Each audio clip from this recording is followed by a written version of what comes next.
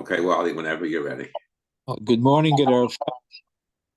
Tomorrow we have the privilege of laning the Aseres Adibros in Parshas Yisro. And there's a lot of Torah on this particular Parsha and on the Aseres Adibros themselves. We're just going to touch on some of the highlights. There is, we can't do it all in a short discussion, but I want to raise some of the issues regarding the Aseres Adibros within the Parsha. A lot of questions are asked about this particular section.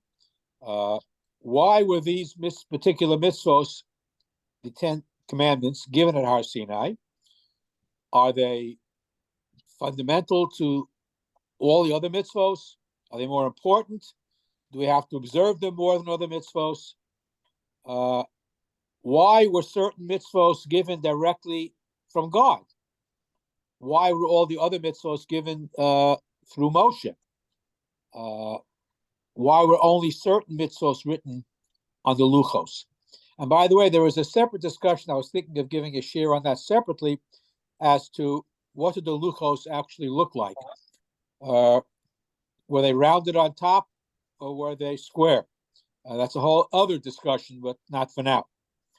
On a simple level, on a pshat level, all of the Aseres Adibros are mentioned not only on Parshas Yisro, but also in other places throughout Chumash. That God took us out of Mitzrayim is repeated many times in the Torah. Yeah. Prohibition against avodah zarah is repeated many times. The idea of not using God's name in vain, Shmira Shabbos, respecting parents, the prohibition and the punishment for murder. These are all repeated many times. Adultery, stealing, false testimony, coveting. All of these things are repeated multiple times throughout the Torah. So why Dafka in this particular parsha, and why were these mitzvahs chosen to be put on the luchos? It's interesting, and the Midrashim have a field day with the Aseres Adibros.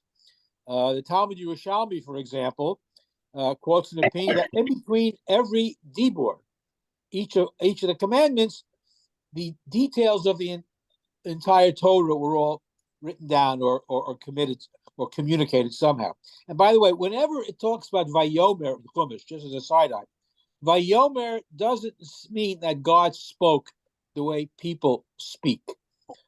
God speaks means God's communicated. It's just a question of language. There's no word that you can communicate that what God did. He didn't speak. He doesn't have a mouth. He doesn't speak the way I'm speaking now. Somehow he communicated to Bnei Yisrael the 10 Commandments. There's also the Midrash even counts the number of letters. There are 620 letters in the Aseres Adibros. The first 613 represent the mitzvos, and the last 7 represent the 7 days of creation. What the connection between those two is, I'm not sure, but the Midrash does go into this counting. Interesting, Rashi seems to be troubled. Why was Moshe given the luchos as luchos? Why wasn't he given a Sefer Torah? Rashi seems to be troubled. He doesn't answer that question, but he raises that issue. The only thing that he does say is that all 613 mitzvos are included in the Aseres Adibros. He makes that comment. Doesn't back it up. However, a contemporary of his, Rav Sadia Gaon, in a fascinating essay, takes the Aseres Adibros and he teases out all 613 mitzvos from the Aseres Adibros. It's a fascinating document, how he's able to show every letter, every phrase relates to one of the Taryag mitzvos. And the Abarbanel quotes this as well. because conceptually, obviously we feel that Aseret Dibros is very, very important. We'll come to how we exemplify that. The description of the Luchos is fascinating. According to most Mefarshim, the Luchos could be read from both sides. How that's possible, I don't understand. And not only can it be read from both sides, but the certain letters were suspended, because if they were carved out, and how can you read it from both? It's a fascinating discussion in what the Luchos actually looked like. And again, the entire Torah was given through the Aseret Dibros. When the Luchos were broken at the Egel Hazav, the secrets of how this actually existed were lost. Even though the Luchos were kept, the broken Luchos were kept in the Aron, nevertheless, the ability to read it from both sides, all this type of hocus pocus type of stuff, was lost. Okay. Let's see. The most well-known explanation of how the Luchos were divided up in terms of the mitzvos, whereas the first 5 represent Bein Adam LaMakom, between man and God, and the second 5 between Adam LaChavero, dealing with people and how they have to interact with each other to preserve society. The Anochi, obviously, I am the Lord your God, Anochi Hashem Elokecha, that we have to accept God's dominion over us because He molded us into a nation. He took us out of Mitzrayim. He created us as a nation. Prohibiting idolatry means simply loyalty to the king. In any society, you have to have loyalty, and this is the King of Kings, and to not anyone or anything else. Not using God's name in vain obviously refers to respect and not desecrating His name. Shabbos, of course, is interesting because in Parshas Yisro, it says, Zochor es Yom HaShabbos l'kadsho. Remember the Shabbos day to keep it holy. In Parshas Ve'eschanan, when it's repeated, it says Shomor. So, again, many explanations for how God said, we say it in L'chadodi, that B'dibur Echad, Shomor v'Zochor B'dibur Echad. The reason it's repeated in different ways in Yisro and Eschanan, because Hashem was able to say both words at the same time. Zochor es Yom HaShabbos means Kiddush and Havdalah. Shomor es Yom HaShabbos refers to the things that you may not do on Shabbos. Both were given at the same time.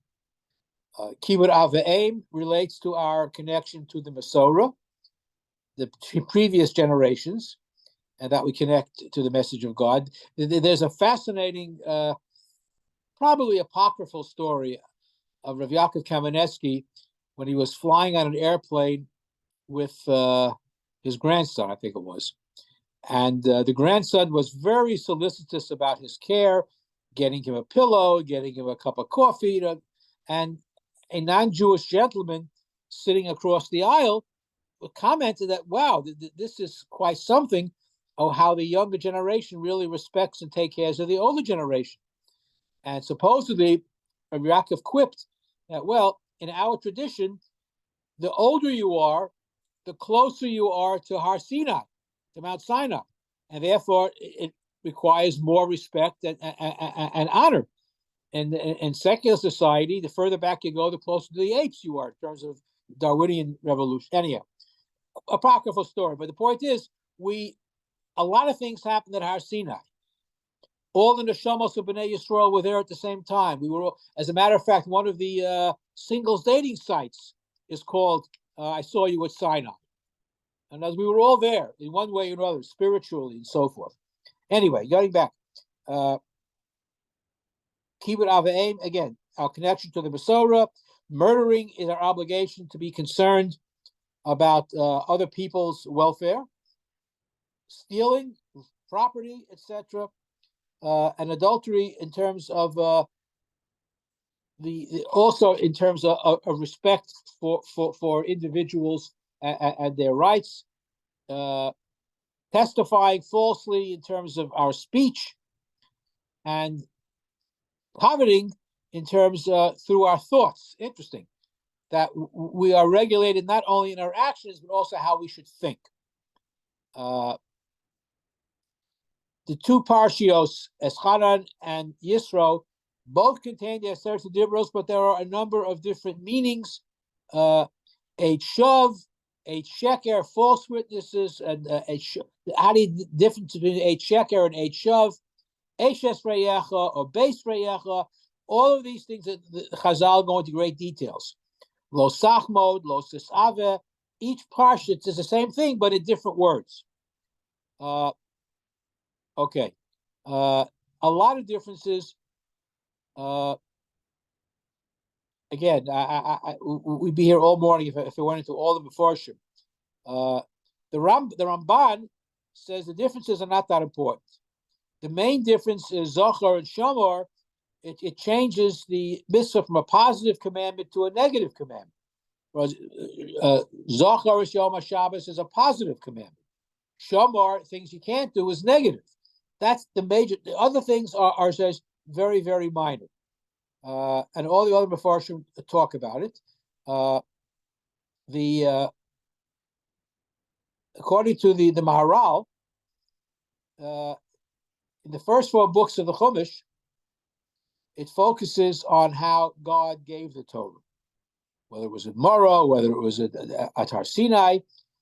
In Sefer Dvarim, in Parshas Eschanan, so basically what he's saying is that the Jewish people received the Torah, and that describes what they did with it once they got it. So there are many additions in Dvarim that don't appear in the first 4 Chumoshim, and their purpose is to provide, I guess, further explanation of how they observed that which were given as Sinai. Again, the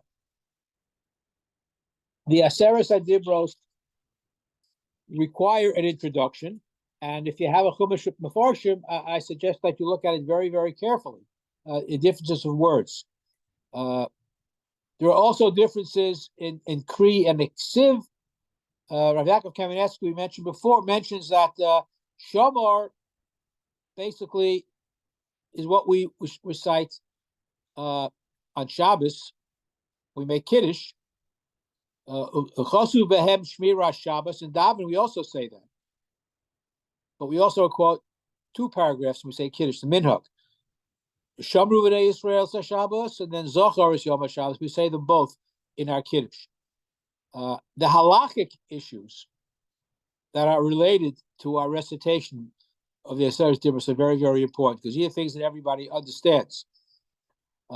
Initially, by the way, the Aseret Dibros were recited in the Beis HaMikdash as part of the daily service, the Avodah. But it stopped after a while. It stopped because the heretics were saying that this part of the Chumash is more important than the rest of the Chumash, and that was considered heretical. And the truth is, even though we give great significance to the Aseret HaDibros, nevertheless, every part of Chumash is important. The Mefarshim point out that the genealogies are just as important as an Ochi Hashem Elokecha. So every pasuk is considered important. So one part of the Chumash should not be considered more important. Now, again, in our hierarchy of importance, obviously the 10 Commandments assumes a very important place, but nevertheless, the rest of the Chumash is equally important. Which brings up the question of why do we stand for the Aseret HaDibros? Because that seems to indicate that one part of Chumash is more important than the other. And in fact, there are many, many people, many posts can hold this way, that you should be standing for the entire Kriyas HaTorah every Shabbos. So if those who stand for the entire Kriyas HaTorah every Shabbos, then there's nothing special about the Aseret HaDibros. when the Balkore pauses for a moment and somebody gives a clap on the shulchan to tell everybody to stand up, it's as if the Aseret Dibros assumes greater importance. Now, even though we know it is important, but all of Chumash is important. A compromise solution that some suggest is that when the Aliyah begins, stand up.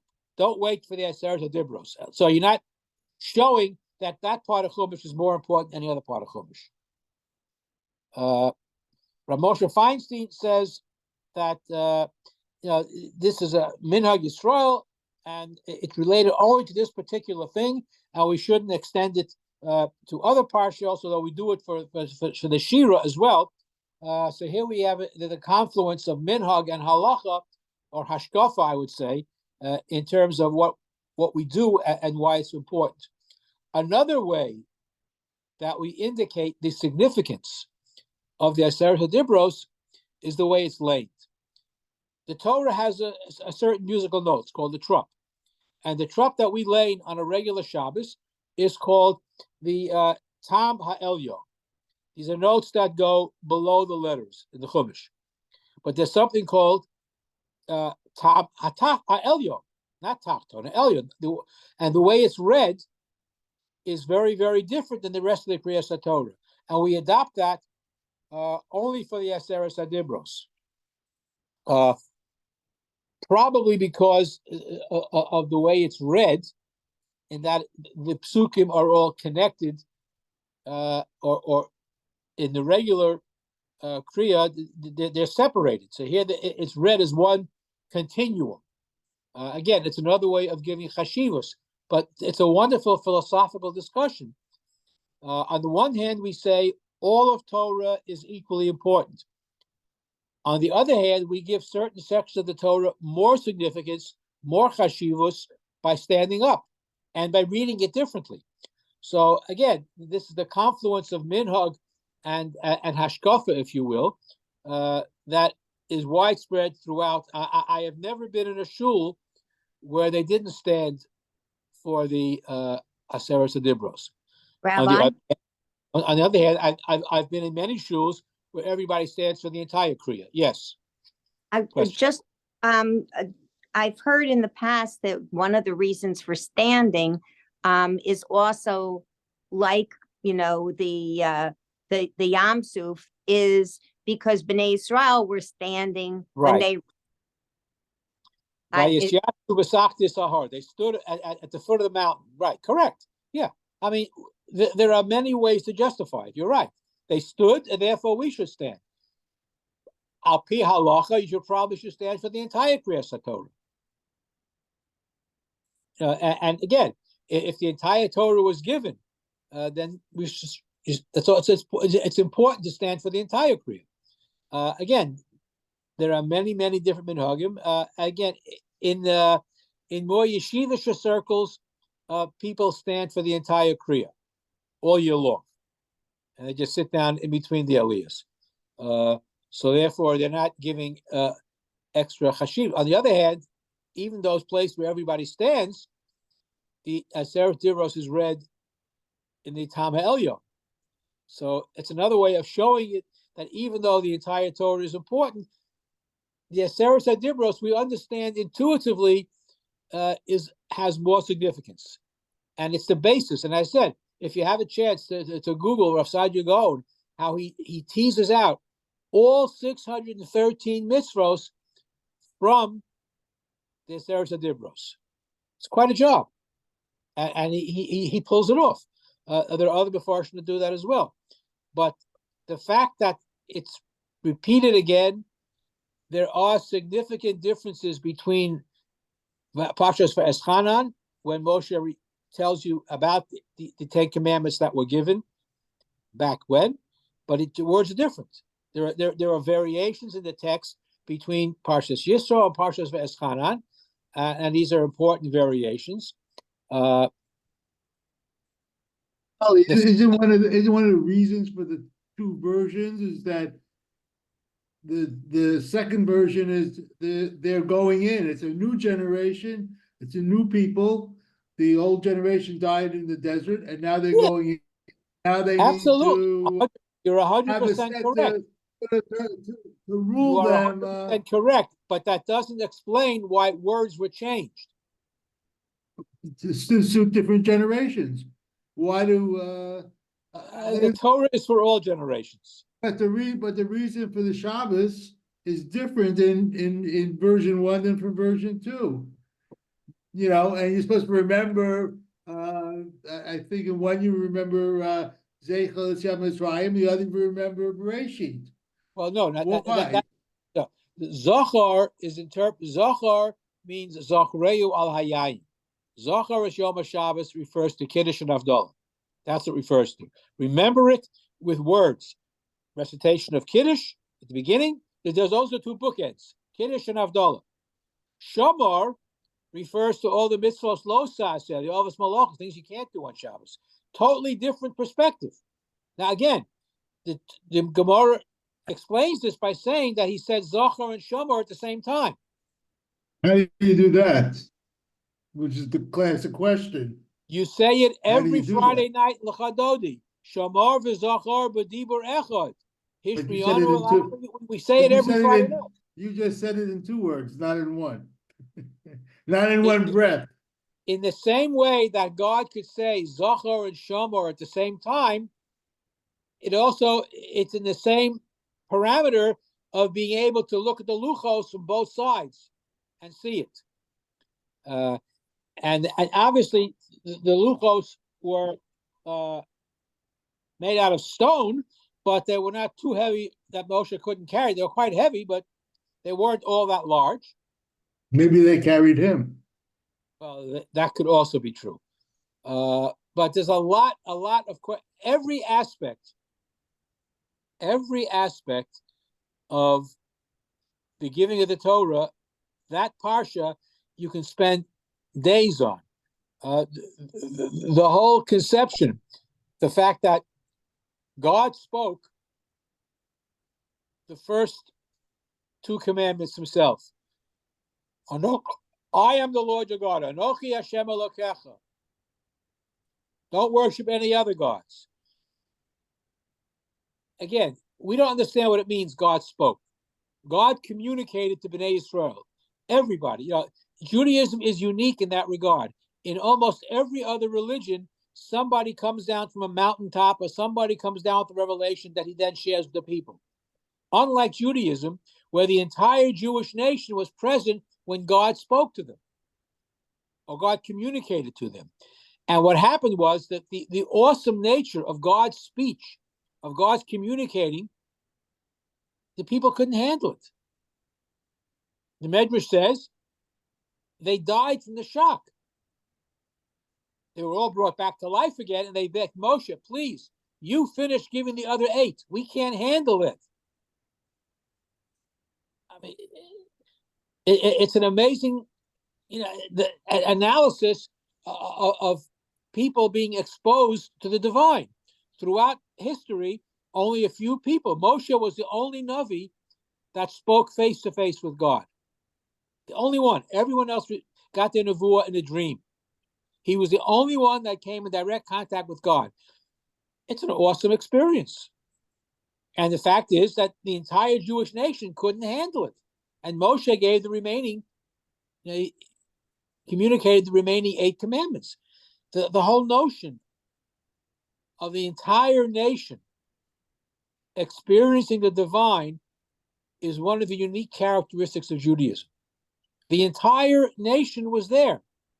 They didn't hear it from some guy who came down from the mountain and said, God spoke to me. He spoke to them.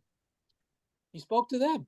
And that is a major difference between Judaism and every other religion that exists, because God spoke to the entire nation or communicated to the entire nation.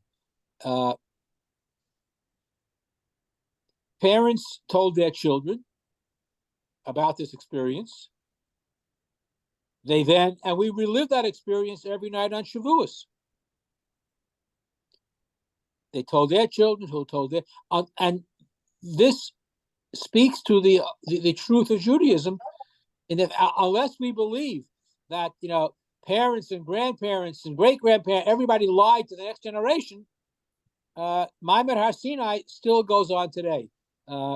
Every time, Rav Soloveitchik points out a few times in his writings, that every time we learn Torah Sheba'al Peh, and every time we learn Torah of any type, it's a continuation of the revelation at Har Sinai.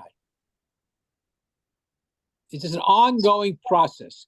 And there's so much depth to this parsha, and I urge you, prepare for it before you get to shul tomorrow.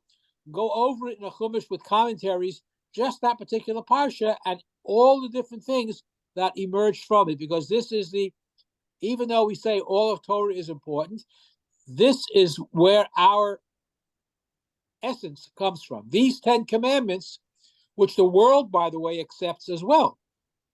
The Judeo-Christian tradition is based on these 10 commandments. The rest of the Christian world and many other religions also accept the basics of this thing. And this is the first time in history, to my knowledge, where these concepts were ever mentioned publicly. Again, mitzvos, how we observe the rest of the 613 mitzvos is a different story. But the essence of humanity, of human moral behavior, is contained in these 10 commandments, which everybody accepts. They may interpret it differently, but as Rabbi Yudin often says, we had it first. Okay.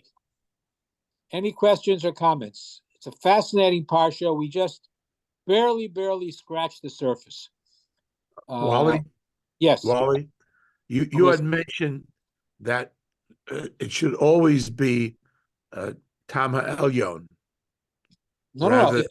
Tam, all year long, we learn Tam Tachton, the regular trump. When do we do Elyon? Tomorrow morning.